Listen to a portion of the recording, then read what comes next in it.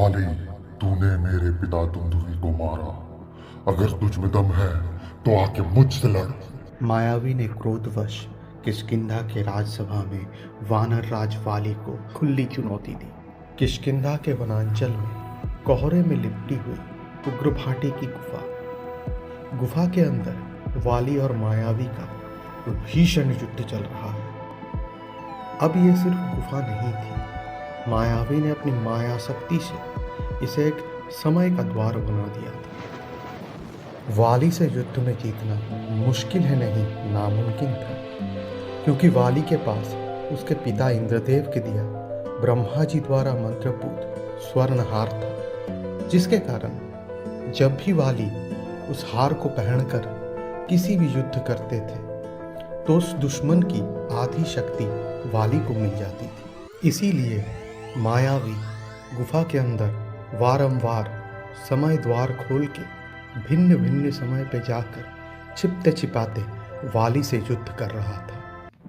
कुछ सालों बाद वाराणसी में गंगा मैया के ऊपर आसमान चीरते हुए रौद्र गति से विकराल विराट विशालकाय श्री हनुमान जी हाथ में विशाल द्रोणगिरी पर्वत लिए जा रहे थे। नीचे मणिकर्णिका घाट, जहां देखकर श्री हनुमान जी भक्ति भाव से मन ही मन बोल उठे, हे महादेव, हे महाकाल, क्षमा करें।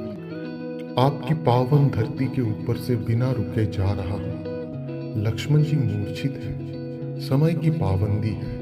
मैं प्रभु श्री राम के आज्ञा लेकर जल्द ही लौट आऊंगा आपकी सेवा में। प्रभु श्री राम के हाथ रावण वध हुआ, युद्ध खत्म हुआ। उसके कुछ ही दिनों बाद श्री हनुमान जी अपने कहे अनुसार वाराणसी आए। उन्होंने महादेव की पूजा किया, भोलेनाथ की सेवा किया और महादेव के चरणों में कुछ दिन बिताए। हुण की शासक, निर्दयी, रक्त पिपासु द ब्लैक हुन, उसके बारंबार आक्रमण से मंदिर टूट रहे थे, संस्कृति पिघल रही थी, लोग अपने अपनों को खो रहे थे। इस अंधकार में जब चारों ओर त्राहिमाम की आवाज गूंज रही थी, तब मानव जाति के रक्षा के लिए एक पुजारी अपनी पूरी भक्ति भाव के साथ महापूजन किया, महीनों तक तप किया। उसने अपनी संपूर्ण भक्ति से मन ही मन में महादेव को पुकारा, हे भोलेनाथ, हे परमपिता, मानव जाति की रक्षा कीजिए।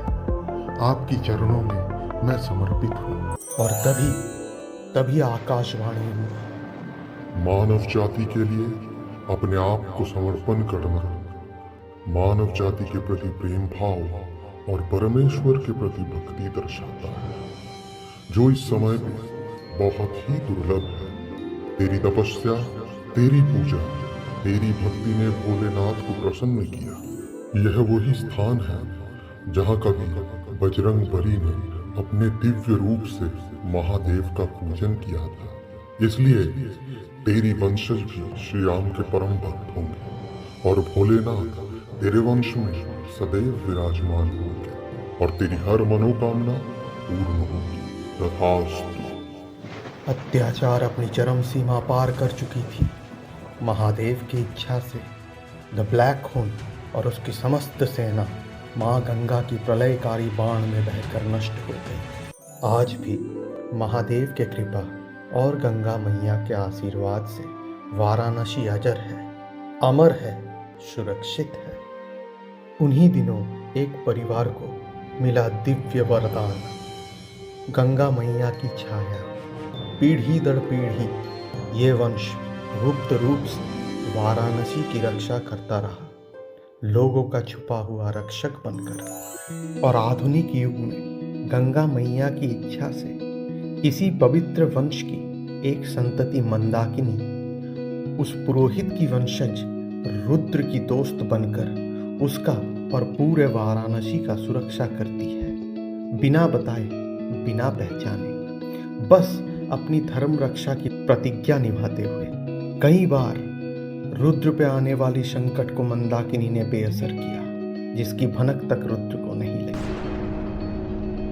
कुंभ शरीर से अपाहिज पर तकनीक का सम्राट। उसका अस्तित्व छिपा है धरती के गहराई में फैले एक गुप्त तकनीकी साम्राज्य में। आधुनिक प्रयोगशालाएं और समय को चीरने वाली मशीन बनाने की प्रयास।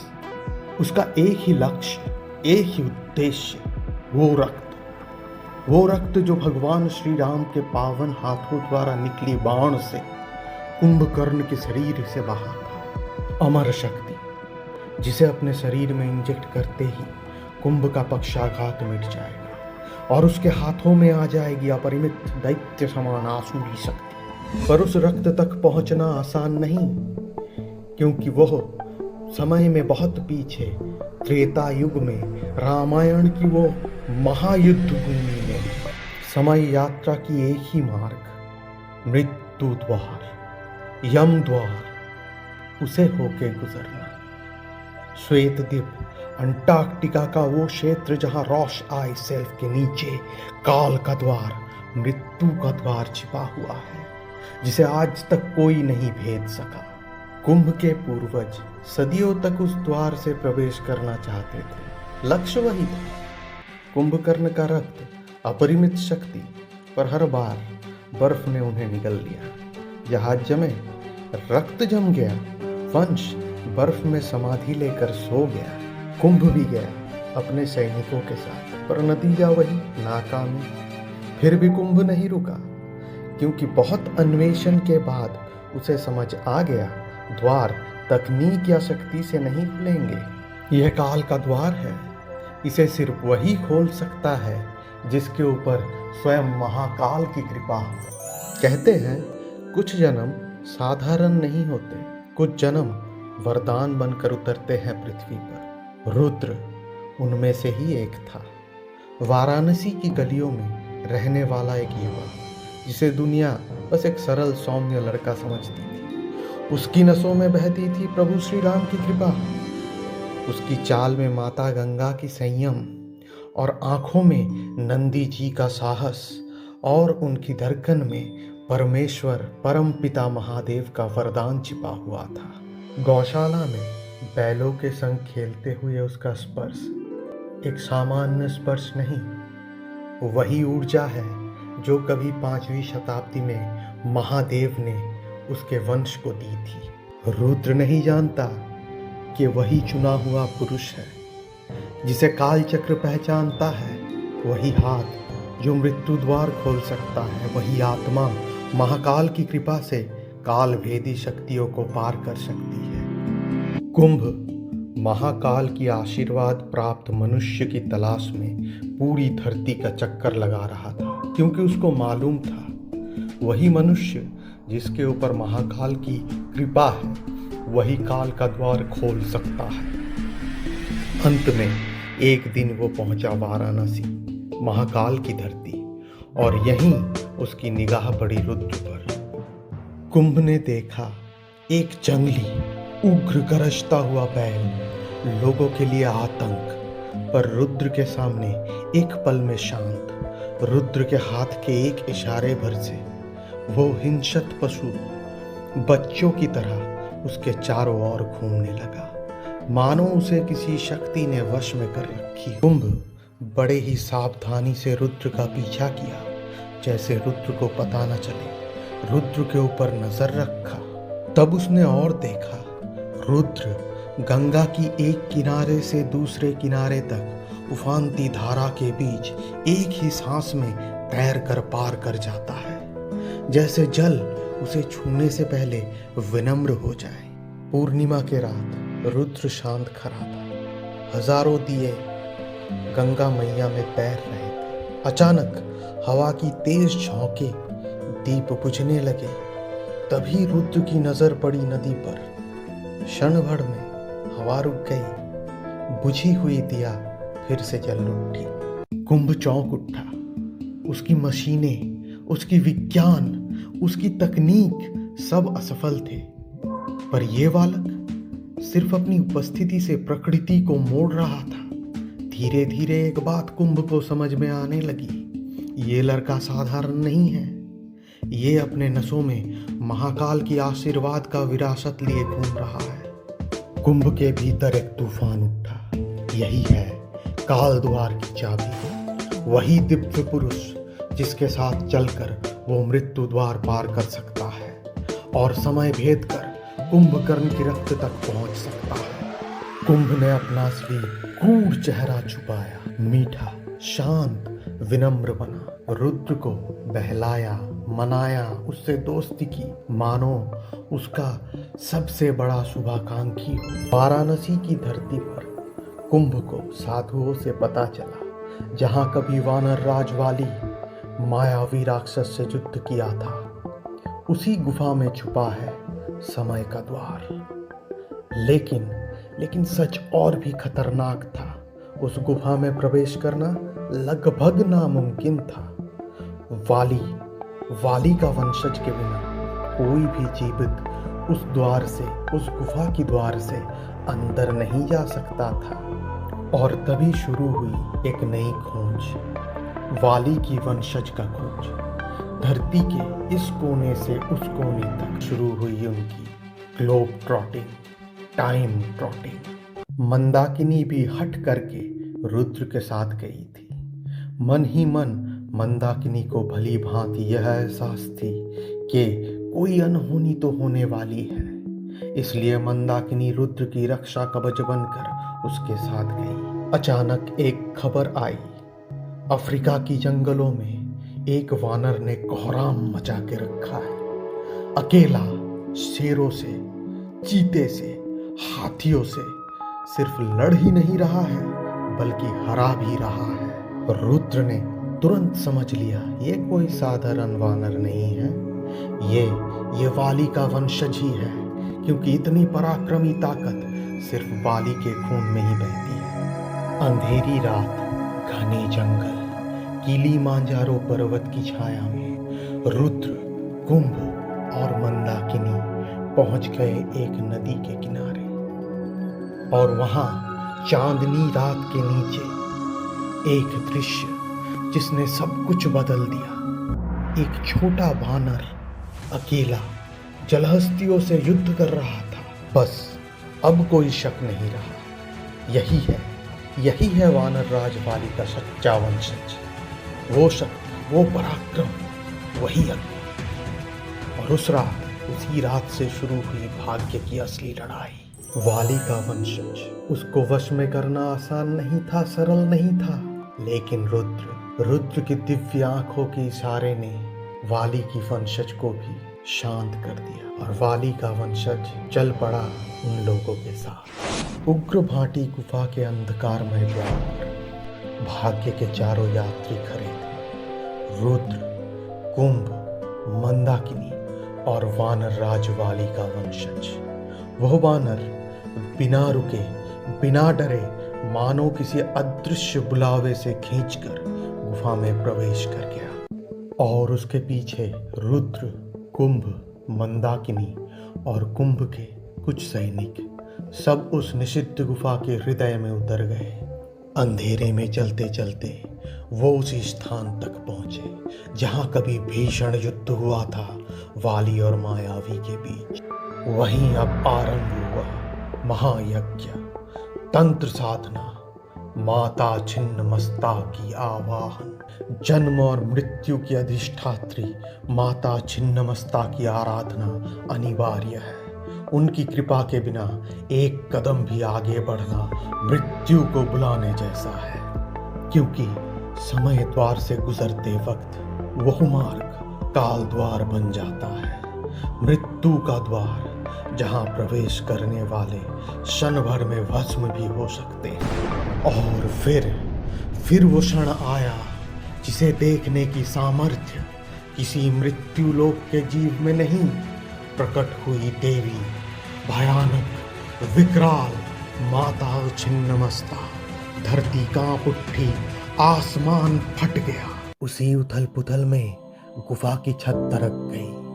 मंदाकिनी नीचे गिर रही थी, जीवन और मृत्यु के बीच झूलती हुई मूर्छित हो गई मंदाकिनी। सांस उसकी टूट रही थी। हर पल अंतिम पल जैसा। इसी बीच वो समय द्वार खुल गया, काल द्वार, जहां से लौटकर कोई मनुष्य कभी जीवित नहीं आया। रुद्र मंदाकिनी को छोड़कर कभी नहीं जाना चाहता था, पर कुंभ ने अपने व्हीलचेयर की तकनीकी मदद से क्रूरता से रुद्र को धकेल दिया और दोनों समय भेदन कर द्वार के भीतर समा गया। और काल द्वार के उस पार समय को चीरते हुए वो प्रकट हुए रामायण की वो महायुद्ध भूमि में, बजरंगबली के पूंछ के ऊपर सवार होके, क्योंकि बजरंगबली वे महादेव का 11वें अवतार है और रुद्र महादेव के आशीर्वाद से उज्जवल हुआ वंश का वंशज। वहां युद्ध के अग्नि में धूल, अग्नि, तीर, अस्त्र शस्त्र, धरती कांप रही थी। जैसे ही प्रभु श्री राम की पावन हाथों से इंद्रस्त्र बाण चला, कुंभकर्ण के रक्त की पहली बूंद गिरने ही वाली थी। कुंभ ने अपने हाथों का नश काट कर रक्त की उस पहली बूंद को अपने अंदर समा लिया। कुंभकर्ण की आसुरी रक्त कुंभ के शरीर में प्रवेश करते ही अद्भुत शक्ति का ज्वार उठा। अपाहिज हुई हड्डियां ठीक होने लगी, नसों में शक्ति दौड़ पड़ी। कुंभ चिल्लाया, मैं अजय हूँ। पृथ्वी पर मुझसे बड़ा, मुझसे शक्तिशाली कोई नहीं। नई मिली शक्ति के नशे में अंधा होकर कुंभ ने सबसे पहला वार रुद्र पर किया। समय द्वार तब भी खुला था और कुंभ के ऐसे अचानक वार से रुद्र समय द्वार के अंदर चला गया और सीधा गंगा तट पर आ गिरा। वर्तमान कलयुग में मूर्छित, टूटा, अकेला। एक उसी पल कुंभ के शरीर में आग धधकने लगी, जैसे कोई शक्ति अंदर उसे भस्म कर रही हो। आकाश सुनसान हुआ, युद्ध की गर्जन रुक गई और प्रकाश की एक दिव्य रेखा कुंभ के सामने उतरी।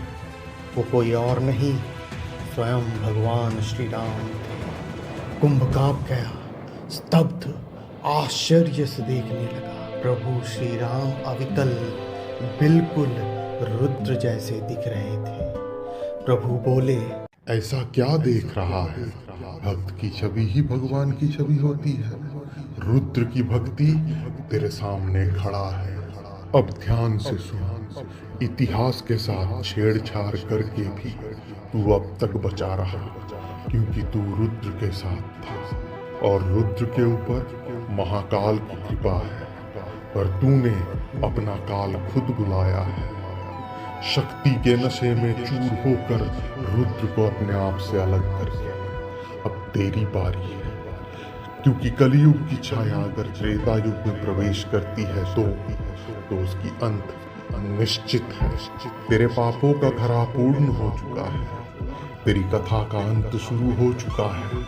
मूर्ख, इतिहास कभी बदला नहीं जा सकता, विधि का विधान कभी पलट नहीं सकता, होनी को कोई टाल नहीं सकता। यह कहकर प्रभु श्री राम ने कुंभ को दिव्य दृष्टि से अंधकार में धकेल दिया और वो वर्तमान युग में आ पहुंचा, वाराणसी के मणिकर्णिका घाट पर। माता गंगा की आदेश से रुद्र को बचाना मंदाकिनी का धर्म था और उसी धर्म को निभाते हुए मंदाकिनी ने अपनी जान दांव पर रख दी। गंगा मैया की आदेश थी, रुद्र की वंश रेखा कभी ना टूटे, और आज वही आदेश मंदाकिनी को मृत्यु के सामने खड़ा कर चुकी है। बेटी को मृत्यु की परछाई में देखकर गंगा मैया की आंसू निकली और उन्हीं आंसुओं से जन्म हुआ एक शक्ति, एक आग, संभवी, आग में जलता दिव्य ग्रह खंड, अग्निखंड, जिसमें माता गंगा की पीड़ा भी थी और उनका क्रोध भी। आकाश फट चुका था, एक प्रचंड दहकता हुआ अग्निपिंड आकाश को चीरता हुआ पृथ्वी की ओर बढ़ रहा था। जैसे जैसे वो पास आता गया, धरती की मिट्टी तपने लगी, नदियां बूंद बूंद कर सूख के धुएं में बदलने लगी। वातावरण जलने लगा। पृथ्वी पर यह विनाश का संकेत देखकर महासमाधि में बैठे शिवजी क्षण भर के लिए विचलित हुए। उनके जटाओं में कंपन हुआ, नेत्र खुल गए और त्रिलोक में निनाद गूंज उठा।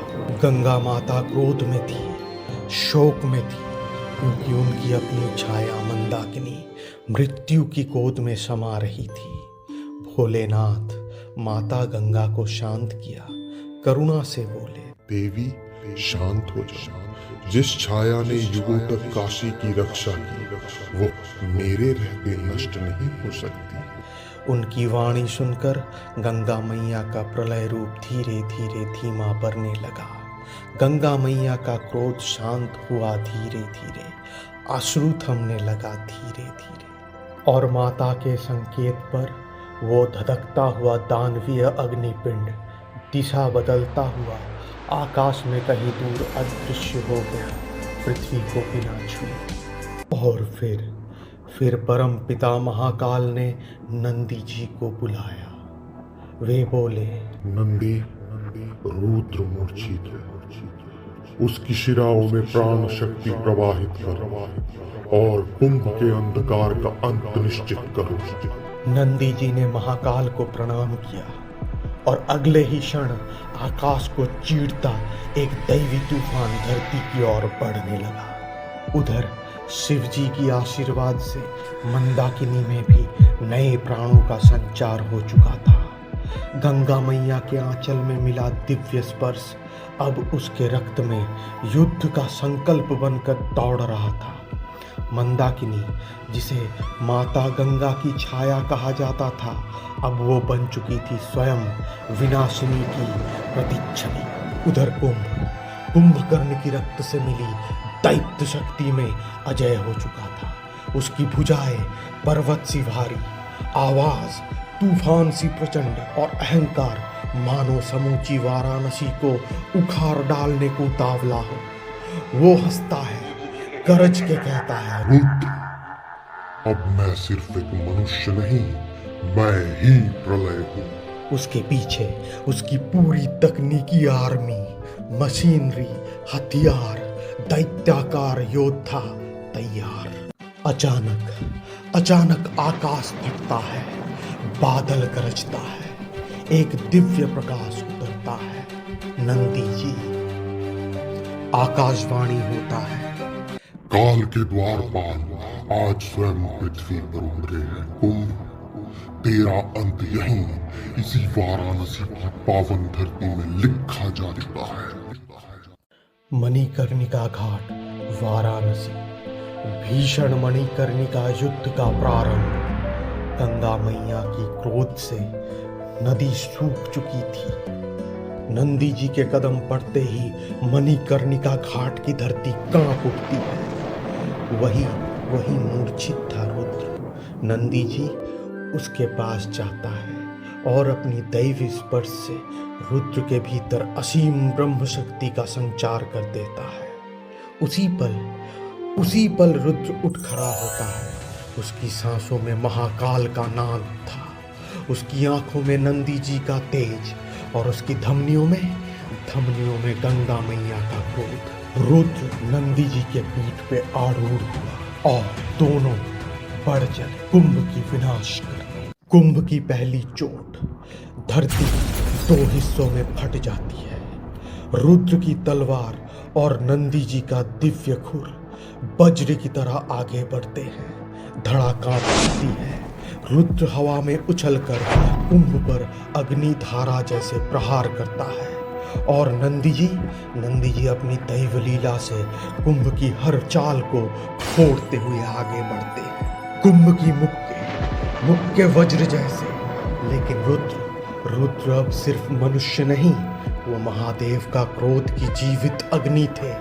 रुद्र के हर वार के साथ वाराणसी की हवा हर हर महादेव से गूंजती है। मंदाकिनी, वो अकेले ही कुंभ की विशाल सेना पर टूट पड़ी। जहां उसका पग पड़ा वहीं शत्रु चलकर भस्म होने लगे। उसकी हर सांस में गंगा मैया की आशीर्वाद थी। मंदाकिनी की हर कदम पर शक्ति हर मुक्के पर कुंभ की सेना, मशीनरी, हथियार, दैत्याकार योद्धा गिर रहे थे।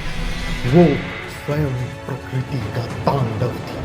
कुंभ की पूरी सेना उसके सामने धूल की कण साबित होने लगी। कुंभ अंतिम शक्ति झोंकता है।